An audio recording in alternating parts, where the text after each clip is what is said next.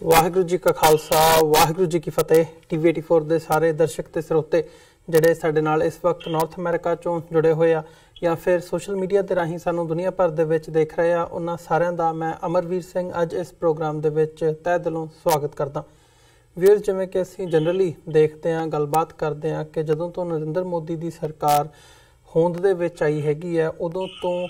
Visually ਜਿਹੜਾ RSS ਦਾ ਹਿੰਦੂਤਵਾਦੀ ideology ਦਾ ਭਾਰਤ ਦੇ ਸਾਰੇ ਹੀ ਐਡਮਿਨਿਸਟ੍ਰੇਸ਼ਨ ਦੇ ਉੱਪਰ ਕੋਈ ਵੀ ਮਹਿਕਮਾ ਹੋਵੇ ਉਹਦੇ ਉੱਪਰ ਜਿਹੜਾ ਗਲਬਾ ਹੈਗਾ ਉਹ ਬੜਾ ਹੀ ਮਜ਼ਬੂਤੀ ਦੇ ਨਾਲ ਇਸ ਵਕਤ ਦਿਖਾਈ ਦੇ ਰਿਹਾ ਹੈ। ਇੱਥੋਂ ਤੱਕ ਵੀ ਕਹਿਣਾ ਗਲਤ ਨਹੀਂ ਹੋਵੇਗਾ ਕਿ ਜਿਹੜੇ ਦੋ ਮਹਿਕਮੇ ਜਾਂ ਦੋ ਅਦਾਰੇ, ਭਾਵੇਂ ਉਹ ਇੰਡੀਅਨ ਆਰਮੀ ਹੋਵੇ ਜਾਂ ਇੰਡੀਅਨ ਜੁਡੀਸ਼ਰੀ ਹੋਵੇ, ਇਹਨਾਂ ਦੋਹਾਂ ਨੂੰ ਕਿਹਾ ਜਾਂਦਾ ਸੀ ਵੀ ਇਹ ਇਮਾਨਦਾਰ ਹੈਗੇ, ਇਹਦੇ ਵਿੱਚ ਇਨਫਿਲਟ੍ਰੇਸ਼ਨ नहीं हुई हैगी, ना ही हिंदुत्ववादी ते ना ही जिहड़ी असीं करप्शन की गल करते हैं उहदी।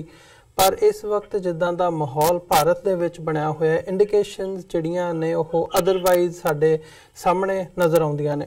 ते किते ना किते इहदी फिर बैकग्राउंड भी हैगी है। सो अज असीं खास तौर ते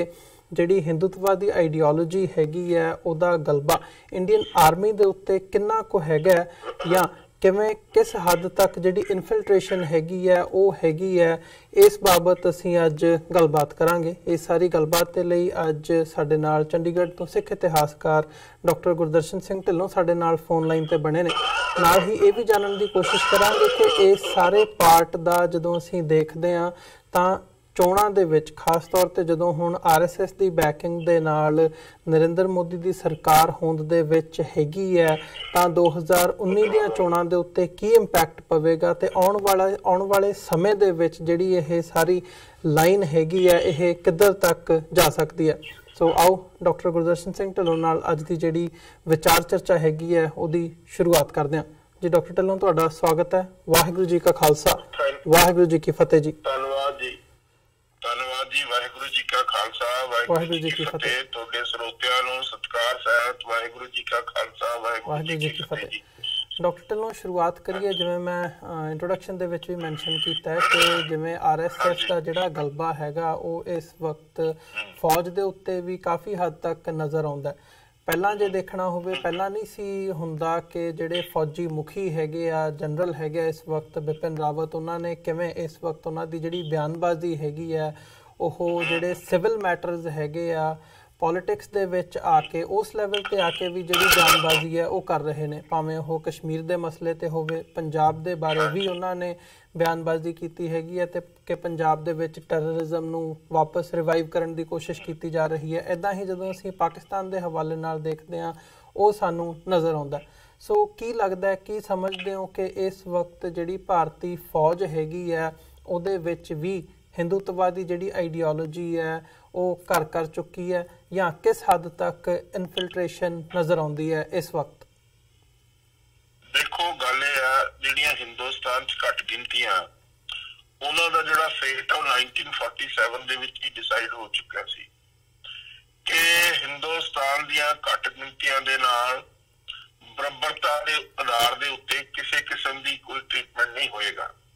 ਉਹਨਾਂ ਨਾਲ ਇੱਕ ਸੈਟਲਡ ਪਾਲਿਸੀ ਸੀ ਕਿ ਡਿਸਕ੍ਰਿਮੀਨੇਸ਼ਨ ਹੋਏਗੀ ਜੀ, ਔਰ ਉਹਨਾਂ ਦੇ ਨਾਲ ਮਤਲਬ ਹਰ ਪਹਿਲੂ ਦੇ ਉੱਤੇ, ਚਾਹੇ ਐਜੂਕੇਸ਼ਨ ਆ, ਚਾਹੇ ਇੰਪਲਾਇਮੈਂਟ ਆ, ਚਾਹੇ ਜੁਡੀਸ਼ਰੀ ਆ, ਚਾਹੇ ਫੌਜ ਆ ਜਾਂ ਹੋਰ ਕੋਈ ਅਦਾਰਾ ਜੋ ਵੀ ਸਰਕਾਰ ਦਾ ਹੈ, ਉਸ ਦੇ ਵਿੱਚ ਕਲੀਅਰ ਕੱਟ ਡਿਸਕ੍ਰਿਮੀਨੇਸ਼ਨ ਹੋਏਗੀ। ਔਰ ਜਿਹੜੇ ਸਵਰਨ ਜਾਤਾਂ ਹੈਗੀਆਂ ਹਿੰਦੁਸਤਾਨ ਦੇ ਵਿੱਚ, ਉੱਪਰਲੀਆਂ ਜਾਤਾਂ, ਉਹਨਾਂ ਨੂੰ ਹੀ ਸਹੀ ਕਿਸਮ ਦੇ ਅਧਿਕਾਰ ਮਿਲਣਗੇ ਜਿਹੜੇ ਉਹ ਡਿਜ਼ਰਵ ਵੀ ਨਹੀਂ ਕਰਦੇ। ਮੈਂ ਇੱਥੇ ਖਾਸ ਤੌਰ ਤੇ ਤੁਹਾਨੂੰ ਦੱਸਣਾ ਚਾਹੁੰਦਾ, ਇਮੀਡੀਏਟਲੀ ਆਫਟਰ 1947 ਜਦੋਂ ਅਸੀਂ ਅੱਡ ਹੋਏ, ਪਾਕਿਸਤਾਨ ਤੇ ਇੰਡੀਆ ਦੀ ਪਾਰਟੀਸ਼ਨ ਹੋਈ, ਤਾਂ ਉਸ ਵਕਤ ਸਾਰੇ ਹਿੰਦੁਸਤਾਨ ਦੇ ਜਿਹੜੇ ਸਟੇਟਾਂ ਦੇ ਚੀਫ ਮਿਨਿਸਟਰ ਸੀ ਉਹ ਸਾਰੇ ਬ੍ਰਾਹਮਣ ਸੀ, one to all, with very few exception. ਇੱਕੋ ਐਕਸੈਪਸ਼ਨ ਸੀ ਜਿਹੜੀ ਸੀਗੀ ਬੰਬੇ ਸਟੇਟ ਦੇ ਵਿੱਚ, ਔਰ ਉੱਥੇ ਵੀ ਬਗੈਰ ਕਿਸੇ ਵਜ੍ਹਾ ਤੋਂ, ਕਿਸੇ ਕਾਰਨ ਤੋਂ ਬਗੈਰ ਉੱਥੇ ਦੇ ਚੀਫ ਮਿਨਿਸਟਰ ਨੂੰ ਲਾ ਕੇ ਬ੍ਰਾਹਮਣ ਚੀਫ ਮਿਨਿਸਟਰ ਉੱਤੇ ਲਗਾ ਦਿੱਤਾ ਗਿਆ ਜੀ। ਤਾਂ ਇਹ ਉਹ ਗੱਲ ਬੜੀ ਆਦੇਸ਼ ਦੇ ਰਹੀ ਸੀ, ਬੜਾ ਇੰਡੀਕੇਸ਼ਨ ਦੇ ਰਹੀ ਸੀ ਕਿ ਹਿੰਦੁਸਤਾਨ ਦੇ ਵਿੱਚ ਕੀ ਹੋਣ ਵਾਲਾ ਹੈ। ਜਿੰਨੇ ਗਵਰਨਰ, ਜਿੰਨੇ ਜੱਜਿਸ of the High Court or the Supreme Court, ਉਹ ਸਾਰੀਆਂ ਇੰਪੋਰਟੈਂਟ ਪੋਜੀਸ਼ਨਸ ਦੇ ਉੱਤੇ ਬ੍ਰਾਹਮਣ ਹੀ ਸੀਗੇ। ਇਹ ਖੁਸ਼ਵੰਤ ਸਿੰਘ ਨੇ ਰਿਸਰਚ ਕਰਕੇ ਇਸ ਦੀ ਡਿਟੇਲ ਦਿੱਤੀ ਸੀ। ਤੋ ਇਹ ਸਾਰੀ ਚੀਜ਼ ਜਿਹੜੀ ਆ ਇੱਕ ਮਾਨਸਿਕਤਾ ਹੈ, ਇੱਕ ਸੈਟਲਡ ਪਾਲਿਸੀ ਹੈ, ਜਿਸ ਦੇ ਤਹਿਤ 1947 ਤੋਂ ਸਿਸਟਮੈਟਿਕਲੀ ਇਹ ਚੀਜ਼ ਚੱਲੀ ਆ ਰਹੀ ਹੈ ਜੀ। ਔਰ ਦੇਖੋ ਹੁਣ ਬੜੀ ਕਮਾਲ ਦੀ ਗੱਲ ਆ ਵੀ ਜਿਹੜੀਆਂ ਸਰਕਾਰ ਦੀਆਂ ਪੋਸਟਾਂ ਉਹ ਘਟ ਗਈਆਂ, ਹੁਣ ਜਿਹੜੀਆਂ ਕਾਰਪੋਰੇਸ਼ਨਸ ਆ ਗਈਆਂ, ਪ੍ਰਾਈਵੇਟ ਕੰਪਨੀਆਂ ਆ ਗਈਆਂ। ਹੁਣ ਪ੍ਰਾਈਵੇਟ ਕੰਪਨੀਆਂ ਤੇ ਕਾਰਪੋਰੇਸ਼ਨ ਦੇ ਵਿੱਚ ਹਿੰਦੁਸਤਾਨ ਦੇ ਵਿੱਚ ਕੋਈ ਰਿਜ਼ਰਵੇਸ਼ਨ ਨਹੀਂ ਹੈ ਜੀ। ਔਰ ਉਹ ਸਿੱਧੇ ਤੌਰ ਦੇ ਉੱਤੇ ਜਿਹੜੀਆਂ ਉੱਪਰਲੀਆਂ ਜਾਤਾਂ ਉਹਨਾਂ ਦੇ ਪੱਲੇ ਵਿੱਚ ਜਾ ਪੈਂਦੀਆਂ ਹਨ। ਤੋ ਉਸ ਦੇ ਵਿੱਚ ਘੱਟ ਗਿਣਤੀ ਮੇਰੇ ਖਿਆਲ 1% ਵੀ ਨਹੀਂ ਹੈ। ਤੋ ਇਹ ਸਾਰੀ ਦੀ ਸਾਰੀ ਇੱਕ ਸਿਸਟਮੈਟਿਕ ਪਾਲਿਸੀ ਆ, ਜਦੋਂ ਕਿ ਜਿਹੜੀਆਂ ਮਤਲਬ ਪਿਛੜੀਆਂ ਜਾਤਾਂ ਔਰ ਜਿਹੜੇ ਘੱਟ ਗਿਣਤੀ ਦੇ ਲੋਕ ਆ ਉਹਨਾਂ ਨੇ ਜਦੋਂ ਪ੍ਰੋਟੈਸਟ ਕੀਤਾ ਵੀ ਸਾਨੂੰ ਪੂਰੀ ਰਿਪਰੈਜ਼ੈਂਟੇਸ਼ਨ ਹੋਣੀ ਚਾਹੀਦੀ ਆ, ਤਾਂ ਇਮੀਡੀਏਟਲੀ ਜਿਹੜੀ ਪ੍ਰਾਈਵੇਟਾਈਜੇਸ਼ਨ ਆਉਣ ਦੇ ਨਾਲ ਉਹਨਾਂ ਦੀ ਜਿਹੜੀ ਰਿਪਰੈਜ਼ੈਂਟੇਸ਼ਨ ਆ ਉਹ ਆਲਮੋਸਟ ਜ਼ੀਰੋ ਤੇ ਆ ਗਈ ਹੈ ਜੀ। ਹੁਣ ਤੁਸੀਂ ਗੱਲ ਕਰ ਰਹੇ ਸੀ ਹਿੰਦੁਸਤਾਨ ਦੀ ਫੌਜ ਦੀ। ਹਿੰਦੁਸਤਾਨ ਦੀ ਫੌਜ ਨੂੰ ਇਨਡੋਕਟ੍ਰਿਨਾਈਜ਼ ਕੀਤਾ ਗਿਆ ਰਾਈਟ ਫਰਮ ਡੇ ਵਨ ਕਿ ਇਹ ਭਾਰਤ ਮਾਤਾ ਹੈ ਔਰ ਇਸ ਭਾਰਤ ਮਾਤਾ ਦੀ ਰਖਵਾਲੀ ਕਰਨਾ ਤੁਹਾਡਾ ਧਰਮ ਹੈ, ਤੁਹਾਡਾ ਰਿਲੀਜਨ ਹੈ। ਇਹ ਗੋਡੈਸ ਹੈਗੀ ਹੈ, ਭਾਰਤ ਮਾਤਾ ਇੱਕ ਗੋਡੈਸ ਹੈਗੀ ਹੈ। ਤੋ ਉਸ ਤਰੀਕੇ ਦੇ ਨਾਲ ਉਹਨਾਂ ਦੀ ਮਾਨਸਿਕਤਾ ਦੇ ਵਿੱਚ, ਉਹਨਾਂ ਦੀ ਸੋਚ ਦੇ ਵਿੱਚ, ਉਹਨਾਂ ਦੇ ਵਿਚਾਰਾਂ ਦੇ ਵਿੱਚ ਇਸ ਕਿਸਮ ਦੀ ਜ਼ਹਿਨੀਅਤ ਜਿਹੜੀ ਆ ਉਹ ਭਰ ਦਿੱਤੀ ਗਈ। ਇਸੇ ਤਰੀਕੇ ਦੇ ਨਾਲ ਜਿਹੜੀ ਜੁਡੀਸ਼ਰੀ ਹੈ, ਜੁਡੀਸ਼ਰੀ ਕਿਸੇ ਸਮਾਜ ਦਾ ਇੱਕ ਅੰਗ ਹੀ ਆ ਨਾ। ਕੋਈ ਜਿਹੜੇ ਉੱਥੇ ਜੱਜਿਸ ਆਉਂਦੇ ਆ ਸਮਾਜ ਤੋਂ ਬਾਹਰ ਤਾਂ ਨਹੀਂ ਆਉਂਦੇ। ਜਦੋਂ ਸਮਾਜ ਦੇ ਵਿੱਚ ਇਸ ਕਿਸਮ ਦੇ ਭਿੰਨ ਭੇਦ, ਇਸ ਕਿਸਮ ਦੀ ਡਿਸਕ੍ਰਿਮੀਨੇਸ਼ਨ, ਇਸ ਕਿਸਮ ਦਾ ਜ਼ਹਿਨੀਅਤ ਜਦੋਂ ਉਹਨਾਂ ਦੀ ਮਾਨਸਿਕਤਾ ਦੇ ਵਿੱਚ ਆ ਗਈ ਤਾਂ ਜੁਡੀਸ਼ਰੀ ਕਿਸ ਤਰ੍ਹਾਂ ਵੱਖਰੀ ਰਹਿ ਸਕਦੀ। ਤੋ ਇਸ ਕਰਕੇ ਇਹ ਸਾਰੇ ਦੇ ਸਾਰਾ ਜਿਹੜਾ ਸਿਸਟਮ ਆ ਇੰਡੀਅਨ ਸਟੇਟ ਦਾ, ਇਹ ਦੇਖਣ ਨੂੰ ਭਾਵੇਂ ਕਹਿਣ ਨੂੰ ਭਾਵੇਂ ਸੈਕੂਲਰ ਹੋਵੇ ਜੀ, ਪਰ ਇਹਦੀ ਫੰਕਸ਼ਨਿੰਗ ਹੈ ਟੋਟਲੀ ਉਹ ਕਮਿਊਨਲ ਹੈਗੀ ਹੈ, ਟੋਟਲੀ ਬਾਇਸਡ ਹੈਗੀ ਹੈ, ਟੋਟਲੀ ਪ੍ਰੈਜੁਡਿਸਡ ਹੈਗੀ ਹੈ। ਤੋ ਇਹ ਸਾਰੀ ਦੀ ਸਾਰੀ, ਜਿਸ ਤਰ੍ਹਾਂ ਹੁਣ ਫਰਜ਼ ਕਰੋ ਕਾਨੂੰਨ ਹੋਵੇ ਜਾਂ ਨਾ ਹੋਵੇ ਜੀ, ਆ ਮੰਗਲਵਾਰ ਨੂੰ ਹਿੰਦੁਸਤਾਨ ਦੇ ਵਿੱਚ ਕਿਸੇ ਜਗ੍ਹਾ ਵੀ ਮੀਟ ਨਹੀਂ ਬਣਦਾ। ਕਿਹੜਾ ਕਨਸਟੀਟਿਊਸ਼ਨ ਆ, ਕਿਹੜਾ ਕਾਨੂੰਨ ਆ, ਕਿਸ ਦੇ ਮਤਲਬ ਗੱਲ ਤੋਂ ਇਹ ਕਿਉਂ ਮੰਗਲਵਾਰ ਨੂੰ ਭਾਈ ਮੀਟ ਨਹੀਂ ਬਣਦਾ? ਜੇ ਦੂਸਰੇ 7 ਦਿਨ 6 ਦਿਨ ਬਣਦਾ ਤਾਂ 7ਵੇਂ ਦਿਨ ਇਹ ਮੰਗਲਵਾਰ ਨੂੰ ਕਿਉਂ ਨਹੀਂ ਬਣਦਾ? ਇਸ ਕਰਕੇ ਕਿਉਂਕਿ ਹਿੰਦੂਆਂ ਨੂੰ ਮੰਗਲਵਾਰ ਨੂੰ ਇਹ ਚੀਜ਼ ਨਹੀਂ ਉਹਨਾਂ ਦੇ ਟ੍ਰੈਡੀਸ਼ਨ ਦੇ ਮੁਤਾਬਕ ਐਕਸੈਪਟੇਬਲ। ਤੋਂ ਇਸ ਕਰਕੇ ਉਹਨਾਂ ਨੇ ਇੱਕ ਐਸੀ ਸਟਰੋਂਗ ਫੀਲਿੰਗ ਬਣਾ ਲਈ ਆ ਲੋਕਾਂ ਦੇ ਵਿੱਚ, ਸਮਾਜ ਦੇ ਵਿੱਚ, ਕਿ ਕੋਈ ਵੀ ਦੁਕਾਨ ਮੀਟ ਦੀ ਝਟਕਾਈ ਦੀ ਖੁੱਲ ਹੀ ਨਹੀਂ ਸਕਦੀ ਮੰਗਲਵਾਰ ਵਾਲੇ ਦਿਨ ਜੀ। ਤੋਂ ਇਸੇ ਤਰੀਕੇ ਦੇ ਨਾਲ ਕੋਈ ਸਟੇਟ ਦੀ ਸੈਰੇਮਨੀ ਹੋਣੀ ਹੈ, ਇਨੋਗ੍ਰੇਸ਼ਨ ਹੋਣੀ ਹੈ,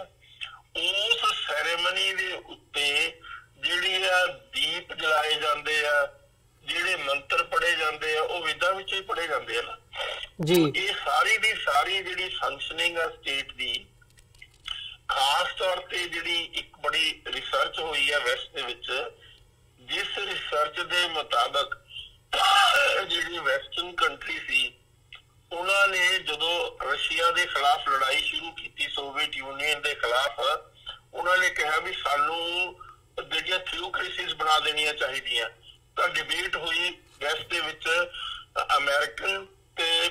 ਪੈਨ ਅਮਰੀਕਨ ਜਿਹੜੇ ਕ੍ਰਿਸਚਨ ਸੀ ਤੇ ਯੂਰਪੀਅਨ ਕ੍ਰਿਸਚਨਸ। ਯੂਰਪੀਅਨ ਕ੍ਰਿਸਚਨਸ ਕਹਿੰਦੇ ਸੀ ਵੀ ਸਾਨੂੰ ਤਾਂ ਸੈਕੂਲਰ ਦੇ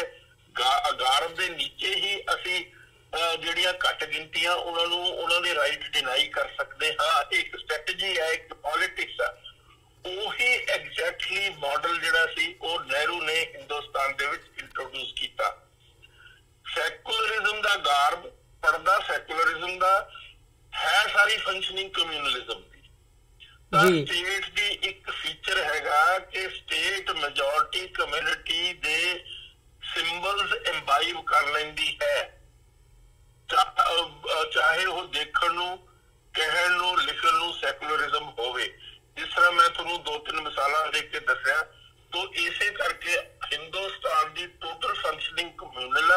ਲੇਕਿਨ ਦੇਖਣ ਨੂੰ ਉਹ ਔਰ ਕਹਿਣ ਨੂੰ ਉਹ, ਲਿਖਣ ਨੂੰ ਉਹ ਸੈਕੂਲਰ ਆ ਜੀ। ਇਸ ਕਰਕੇ ਅਸੀਂ ਇਸ ਚੀਜ਼ ਦੀ ਝੇਲ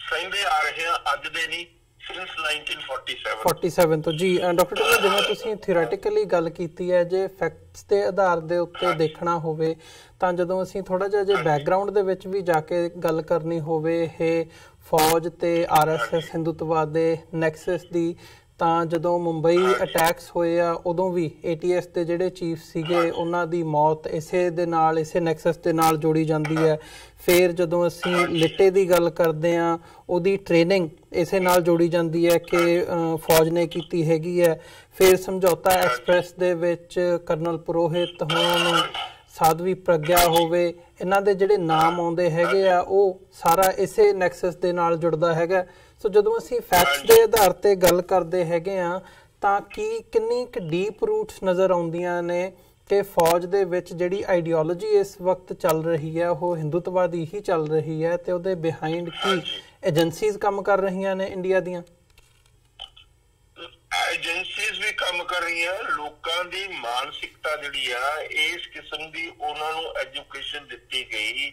ਇਸ ਕਿਸਮ ਦਾ ਪ੍ਰਚਾਰ ਕੀਤਾ ਜਾਂਦਾ ਸਕੂਲਾਂ ਦੇ ਵਿੱਚ ਖਾਸ ਤੌਰ ਦੇ ਉੱਤੇ ਕਿ ਬੱਚੇ ਸ਼ੁਰੂ ਤੋਂ ਹੀ ਇੱਕ ਮਾਨਸਿਕਤਾ ਦੇ ਅਧੀਨ ਹੋ ਜਾਂਦੇ ਆ। ਉਹ ਇੰਡੀਪੈਂਡੈਂਟਲੀ ਕਿਸੇ ਗੱਲ ਨੂੰ ਸੋਚਣ ਦੇ ਕਾਬਿਲ ਹੀ ਨਹੀਂ ਰਹਿੰਦੇ, ਉਹਨਾਂ ਦੀ ਟੋਟਲ ਇਨਡੋਕਟ੍ਰਿਨਾਈਜੇਸ਼ਨ ਕੀਤੀ ਜਾਂਦੀ ਹੈ। ਤੋ ਇਹ ਸਾਰੀ ਦੀ ਸਾਰੀ ਇੱਕ ਐਸਾ এনवायरमेंट ਕ੍ਰੀਏਟ ਕੀਤਾ ਗਿਆ ਹਿੰਦੁਸਤਾਨ ਦੇ ਵਿੱਚ ਆਫਟਰ ਪਾਰਟੀਸ਼ਨ ਕਿ ਸਾਰੀ ਦੀ ਸਾਰੀ ਹਿੰਦੂਤਵਾਦ ਦੀਆਂ ਜਿਹੜੀਆਂ ਅਨਡਿਕਲੇਅਰਡ, ਮਤਲਬ ਡਿਕਲੇਅਰ ਚਾਹੇ ਨਾ ਵੀ ਕਰੋ, ਅਨਡਿਕਲੇਅਰਡ ਜਿਹੜੀ ਉਹਨਾਂ ਦੇ ਥਾਟ ਹੈ, ਉਹਨਾਂ ਦੀ ਜਿਹੜੀ ਆਈਡੀਓਲੋਜੀ ਆ, ਉਸ ਦੀ ਛਾਪ ਬੱਚਿਆਂ ਦੇ ਮਾਨਸਿਕਤਾ ਦੇ ਉੱਤੇ ਪਾ ਦਿੱਤੀ ਜਾਂਦੀ ਹੈ ਜੀ, ਸਕੂਲਾਂ ਦੀ ਐਜੂਕੇਸ਼ਨ ਰਾਹੀਂ ਔਰ ਸਮਾਜ ਦੇ ਰਾਹੀਂ, day to day working of the society ਜਿਹੜੀ ਹੈਗੀ। ਤੋਂ ਉਸ ਮਾਨਸਿਕਤਾ ਤੋਂ ਜਿਹੜੇ ਬੱਚਿਆਂ ਦੇ ਇੰਪ੍ਰੈਸ਼ਨੇਬਲ ਏਜ ਹੁੰਦੀ ਆ, ਉਸ ਦੇ ਵਿੱਚ ਜੋ ਉਹਨਾਂ ਦੇ ਇੰਪ੍ਰੈਸ਼ਨ ਬਣ ਜਾਂਦੇ ਆ ਬਚਪਨ ਦੇ ਵਿੱਚ, ਉਹ ਟੁੱਟਦੇ ਨਹੀਂ, ਉਹ ਤਾਂ ਜ਼ਿੰਦਗੀ ਜਾਂਦੇ ਆ, ਮੌਤ ਤੱਕ ਜਾਂਦੇ ਆ ਔਰ ਬੜੇ ਉਹ ਪ੍ਰਬਲ ਹੁੰਦੇ ਆ, ਸਟਰੋਂਗ ਹੁੰਦੇ ਆ। ਹੁਣ ਇਸੇ ਤਰੀਕੇ ਨਾਲ ਤੁਸੀਂ ਦੇਖੋ ਵੀ ਰਾਜਸਥਾਨ ਦਾ ਇੱਕ ਜਿਹੜਾ ਜੱਜ ਆ ਰਿਟਾਇਰ ਹੋਣ ਵਾਲਾ, ਉਹ ਕਹਿੰਦਾ ਵੀ ਜੇ ਜਿਹੜਾ ਮੋਰ ਆ ਉਸ ਦੇ ਮੂੰਹ ਦੇ ਵਿੱਚੋਂ ਜਿਹੜਾ ਤੁਪਕਾ ਗਿਰਦਾ ਉਸ ਦੇ ਨਾਲ ਮਤਲਬ ਸੈਕਸੁਅਲ ਜਨਰੇਸ਼ਨ ਹੁੰਦੀ ਹੈਗੀ ਆ ਜੀ। ਤਾਂ ਇਸ ਕਿਸਮ ਦੀ ਗੱਲਾਂ ਜਿਹੜੀਆਂ ਵੇਦਾਂ ਦੇ ਵਿੱਚੋਂ ਲਿਆ ਕੇ ਜੁਡੀਸ਼ੀਅਲ ਫੰਕਸ਼ਨਿੰਗ ਦੇ ਵਿੱਚ ਇੰਟਰੋਡਿਊਸ ਕਰਕੇ ਇੱਕ ਐਸੀ ਵਿਚਾਰਧਾਰਾ ਮਤਲਬ ਨੂੰ ਪੈਦਾ ਕੀਤਾ ਜਾਂਦਾ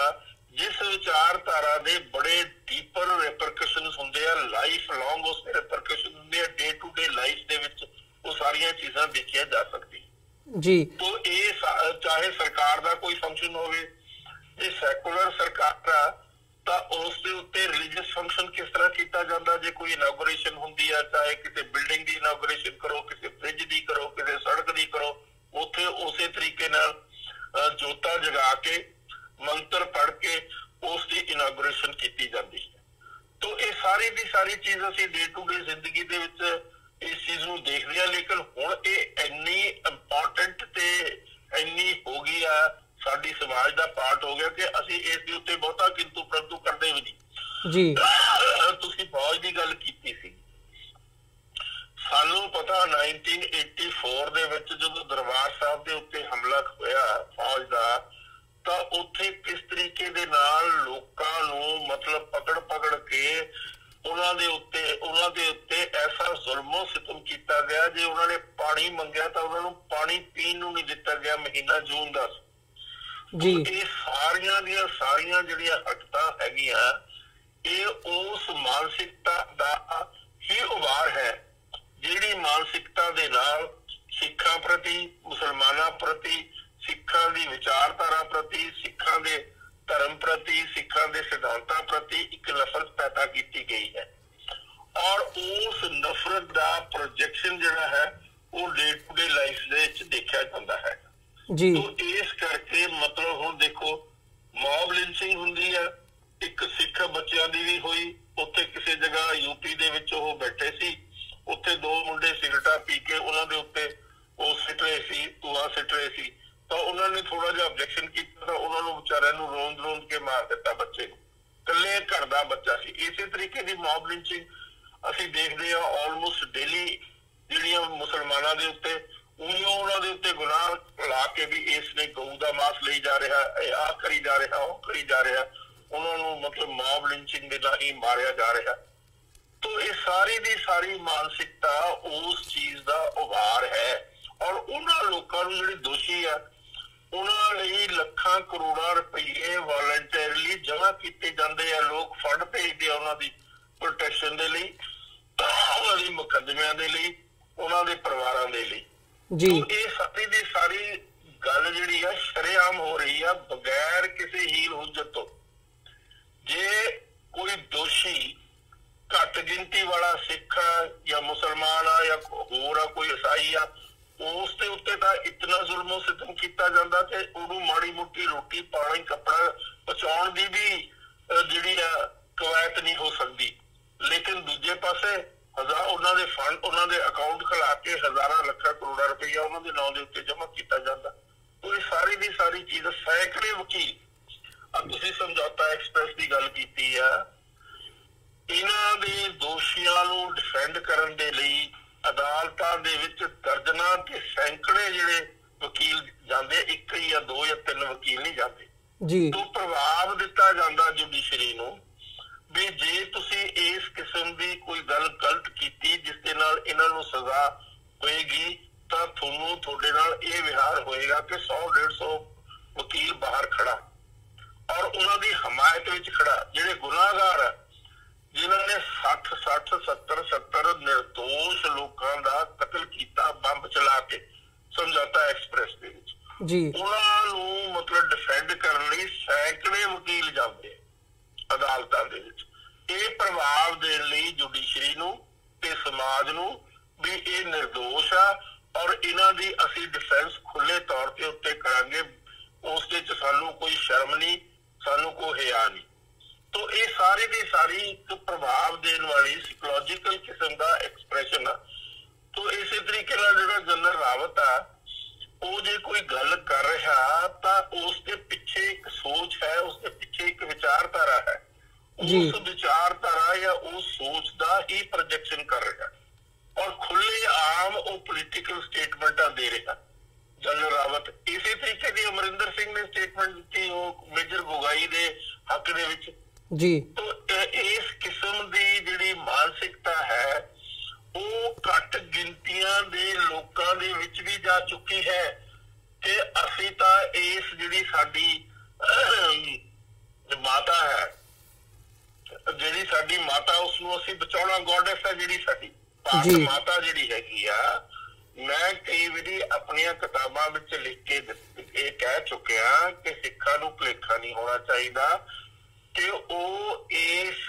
ਭਾਰਤ ਮਾਤਾ ਦੇ ਸਪੂਤ ਨਹੀਂ ਹੈ, ਉਹ ਭਾਰਤ ਮਾਤਾ ਦੇ ਸਕੇਲੇ ਬੱਚੇ ਆ। ਉਹਨਾਂ ਨੂੰ ਜਿੰਨੀ ਦੇਰ ਇਸ ਗੱਲ ਦੀ ਰੀਅਲਾਈਜ਼ੇਸ਼ਨ ਨਹੀਂ ਹੋਏਗੀ ਉਹ ਸਮਝ ਹੀ ਨਹੀਂ ਸਕਦੇ ਇਸ ਮਾਨਸਿਕਤਾ ਨੂੰ, ਇਸ ਵਿਚਾਰਧਾਰਾ ਨੂੰ ਅੰਡਰਸਟੈਂਡ ਹੀ ਨਹੀਂ ਕਰ ਸਕਦੇ ਜਿੰਨੀ ਦੇਰ ਉਹਨਾਂ ਨੂੰ ਜਿਸ ਤਰ੍ਹਾਂ ਧਰੂਪ ਭਗਤ ਦੀ ਕਹਾਣੀ ਮੈਂ ਉਸ ਦੇ ਵਿੱਚ ਦਿੰਦਾ ਹੁੰਦਾ ਕਿ ਧਰੂਪ ਭਗਤ ਨੂੰ ਭੁਲੇਖਾ ਸੀ ਕਿ ਮੇਰੀ ਸਕੀ ਮਾਂ ਬੱਚਾ ਸੀ ਜੀ, ਪਰ ਜਦੋਂ ਮਾਂ ਨੇ ਚਲਾ ਕੇ ਮਾਰਿਆ ਧਰਤੀ ਦੇ ਉੱਤੇ ਉਹਦੀ ਗੋਦੀ 'ਚ ਜਾ ਬੈਠਾ ਤਾਂ ਉਸਨੂੰ ਅਹਿਸਾਸ ਹੋਇਆ। ਮੈਂ ਸਿੱਖਾਂ ਨੂੰ ਇਹ ਕਹਾਣੀ ਖਾਸ ਤੌਰ ਦੇ ਉੱਤੇ ਦੱਸਦਾ ਹੁੰਦਾ, ਮੈਂ ਲਿਖ ਕੇ ਵੀ ਆਪਣੀ ਕਿਤਾਬ ਦੇ ਵਿੱਚ ਲਿਖੀ ਵੀ ਆ ਇਹ ਕਹਾਣੀ, ਤਾਂ ਕਿ ਸਿੱਖਾਂ ਨੂੰ ਆਪਣੀ ਪੋਜੀਸ਼ਨ, ਆਪਣੀ ਹੈਸੀਅਤ ਦੀ ਸਮਝ ਆ ਜਾਵੇ। ਪਰ ਸਿੱਖ ਤਾਂ ਐਡੇ ਕਮਲੇ ਆ, ਚਾਹੇ ਕ੍ਰਿਕਟ ਦਾ ਮੈਚ ਆਸਟ੍ਰੇਲੀਆ 'ਚ ਹੋਵੇ, ਉਹ ਹਿੰਦੁਸਤਾਨ ਦੇ ਝੰਡੇ ਦੇ ਕੱਪੜੇ ਬਣਾ ਕੇ ਉੱਥੇ ਪਾਗਲਾਂ ਦੀ ਤਰ੍ਹਾਂ ਡਾਂਸ ਕਰਦੇ ਆ ਜੀ। ਤੋ ਇਸ ਕਿਸਮ ਦੀ ਸਮਝ, ਇਸ ਕਿਸਮ ਦਾ ਗਿਆਨ, ਇਸ ਕਿਸਮ ਦੀ ਵਿਚਾਰਧਾਰਾ ਸਾਡੇ ਮਾਨਸਿਕਤਾ ਦੇ ਉੱਤੇ ਪਾ ਦਿੱਤੀ ਗਈ ਆ, ਜਿਸ ਨੂੰ ਲਾਉਣ ਲਈ ਖਾਸ ਤੌਰ ਦੇ ਉੱਤੇ ਜਿਹੜੇ ਸਿੱਖ ਚਿੰਤਕ ਆ ਉਹਨਾਂ ਨੂੰ ਬਹੁਤ ਹੀ ਉਚੇਚੇ ਐਫਰਟ ਕਰਨੀ ਚਾਹੀਦੀ ਆ ਤਾਂ ਕਿ ਇਹ ਲਾਨਤ ਆ ਜਿਹੜੀ ਸਾਡੇ ਉੱਤੇ ਪਈ ਇਸ ਨੂੰ ਅਸੀਂ ਉਤਾਰ ਸਕੀਏ जी ਤੇ ਜਾਂਦੇ ਜਾਂਦੇ ਡਾਕਟਰ ਮੈਂ ਇੱਕ ਇਹ ਵੀ ਜਾਣਨਾ ਚਾਹੂੰਗਾ ਤੁਹਾਡੇ ਕੋਲੋਂ ਜਿਵੇਂ ਇਹ ਸਾਰੀ ਜਿਹੜੀ ਬਿਆਨਬਾਜ਼ੀ ਇਸ ਵਕਤ ਕੀਤੀ ਜਾ ਰਹੀ ਹੈ ਜਨਰਲ ਰਾਵਤ ਵੱਲੋਂ ਕਦੇ ਪਾਕਿਸਤਾਨ ਦੇ ਖਿਲਾਫ ਪੰਜਾਬ ਦੇ ਹਵਾਲੇ ਨਾਲ ਕਸ਼ਮੀਰ ਦੇ ਵਿੱਚ ਕਿ ਜੀ ਟੈਰਰਿਜ਼ਮ ਹੈ ਦਿਸ ਐਂਡ ਦੈਟ ਤੇ ਇਹ ਜਿਹੜਾ ਪਾਰਟ ਹੈਗਾ ਇਹਨੂੰ ਤੁਸੀਂ ਕਿਵੇਂ ਦੇਖਦੇ ਹੋ ਕਿ ਇਹ 2019 ਦੀਆਂ ਚੋਣਾਂ ਨੂੰ ਮੁੱਖ ਰੱਖ ਕੇ ਕੀਤਾ ਜਾ ਰਿਹਾ ਹੈ ਮਾਈਨੋਰਿਟੀਜ਼ ਨੂੰ ਡਿਮੋਨਾਈਜ਼ ਕਰਨ ਦੀ ਕੋਸ਼ਿਸ਼ ਹੈਗੀ ਹੈ ਜਾਂ ਇਹਦੇ ਬਿਹਾਈਂਡ ਕੀ ਨਜ਼ਰ ਕੀ ਆਉਂਦਾ देखो ये सीधे तौर पे उत्ते ਜਿਹੜੀਆਂ ਘੱਟ ਗਿਣਤੀਆਂ ਉਹਨਾਂ ਨੂੰ ਭੈਭੀਤ ਕੀਤਾ ਜਾ ਰਿਹਾ ਡਿਮੋਨਾਈਜ਼ ਕੀਤਾ ਜਾ ਰਿਹਾ ਡਰਾਇਆ ਜਾ ਰਿਹਾ ਡੀਮੋਰਲਾਈਜ਼ ਕੀਤਾ ਜਾ ਰਿਹਾ ਇਹ ਸੋਚ ਕੇ ਕੀਤਾ ਜਾ ਰਿਹਾ ਇਸ ਤਰ੍ਹਾਂ ਨਹੀਂ ਕਿ ਰੈਂਡਮ ਹੀ ਕੋਈ ਗਲਤ ਕਹੀ ਜਾਵੇ तो ਇਹ ਸਾਰੀ ਦੀ ਸਾਰੀ ਚੀਜ਼ ਹੈ ਤਾਂ ਕਿ ਜਿਹੜੀਆਂ ਘੱਟ ਗਿਣਤੀਆਂ ਉਹ ਕਿਸੇ ਕਿਸਮ ਦੀ ਆਵਾਜ਼ ਬੁਲੰਦ ਕਰ ਹੀ ਨਾ ਸਕਣ ਆਪਣਾ ਜਿਹੜਾ ਦੁਖਾਂਤ ਹੈ ਉਸ ਨੂੰ ਐਕਸਪ੍ਰੈਸ ਪ੍ਰੋਪਰਲੀ ਕਰ ਹੀ ਨਾ ਸਕਣ तो एक इस किस्म की सोची समझी विचारधारा है जिस अधीन ये गल्लां कहीआं जा रही जी हाँ जी सो डॉक्टर ढिल्लों तुहाडा बहुत बहुत धन्नवाद तुसीं अपना समा कढ के साडे नाल विचारां दी सांझ पाई है अज दे शो दे विच इत्थे ही इजाजत चाहांगे जी तुहाडे कोलों फतेह दी सांझ पाई है अंत दे विच वाहिगुरू जी का खालसा वाहिगुरू जी की फतेह वाहिगुरू जी की फतेह जी व्यूअर्स उम्मीद करते हैं कि जिहड़ी अज दी साडी यह सारी गलबात सी चंडीगढ़ तो सिख इतिहासकार डॉक्टर गुरदर्शन सिंह ढिल्लों होरां दे नाल इह तुहानूं जरूर पसंद आई होवेगी सो ਜਾਂਦੇ ਜਾਂਦੇ ਤੁਹਾਡੇ ਚਰਨਾਂ ਦੇ ਵਿੱਚ ਬੇਨਤੀ ਵੀ ਕਰਦੇ ਹਾਂ TV84 ਨੂੰ ਅੱਗੇ ਵਧਾਉਣ ਦੇ ਲਈ ਚੱਲਦਾ ਰੱਖਣ ਦੇ ਲਈ ਸਾਨੂੰ ਤੁਹਾਡੀ ਸਹਾਇਤਾ ਦੀ ਲੋੜ ਹੈ TV84 ਨੂੰ ਡੋਨੇਟ ਕਰਨ ਦੇ ਲਈ ਤੁਸੀਂ ਸਾਡੀ ਵੈਬਸਾਈਟ www.tv84.tv ਤੇ ਜਾ ਕੇ ਸਾਨੂੰ ਡੋਨੇਟ ਕਰ ਸਕਦੇ ਹੋ ਤੇ ਮੰਥਲੀ ਡੋਨੇਸ਼ਨਸ ਦੇ ਲਈ ਪਲੇਜ ਕਰ ਸਕਦੇ ਹੋ ਜੇ ਚੈੱਕ ਰਾਹੀਂ ਡੋਨੇਸ਼ਨਸ ਭੇਜਣੀਆਂ ਚਾਹੁੰਦੇ ਹੋ ਤਾਂ TV84 ਦੇ ਨਾਮ ਦਾ ਚੈੱਕ ਬਣਾ ਕੇ ਤੁਸੀਂ ਸਾਨੂੰ ਸਾਡੇ ਐਡਰੈਸ ਤੇ ਮੇਲ ਕਰ ਸਕਦੇ ਹੋ 3601 37th ਐਵਨਿਊ ਲੌਂਗ ਆਈਲੈਂਡ ਸਿਟੀ ਨਿਊਯਾਰਕ 11101 ਵੈਬਸਾਈਟ ਇੱਕ ਵਾਰ ਫਿਰ ਦੱਸਦੇ ਹਾਂ www.tv84.tv ਇਸੇ ਦੇ ਨਾਲ ਵਿਊਅਰਸ ਅਸੀਂ ਅੱਜ ਦੇ ਪ੍ਰੋਗਰਾਮ ਦੇ ਵਿੱਚ ਤੁਹਾਡੇ ਕੋਲੋਂ ਇੱਥੇ ਹੀ ਇਜਾਜ਼ਤ ਚਾਹਾਂਗੇ ਦੁਬਾਰਾ ਫਿਰ ਕੱਲ ਨੂੰ ਤੁਹਾਡੇ ਨਾਲ ਮੁਲਾਕਾਤ ਹੋਵੇਗੀ ਤਦ ਤੱਕ ਲਈ ਇਜਾਜ਼ਤ ਦਿਓ ਜੀ ਵਾਹਿਗੁਰੂ ਜੀ ਕਾ ਖਾਲਸਾ ਵਾਹਿਗੁਰੂ ਜੀ ਕੀ ਫਤਿਹ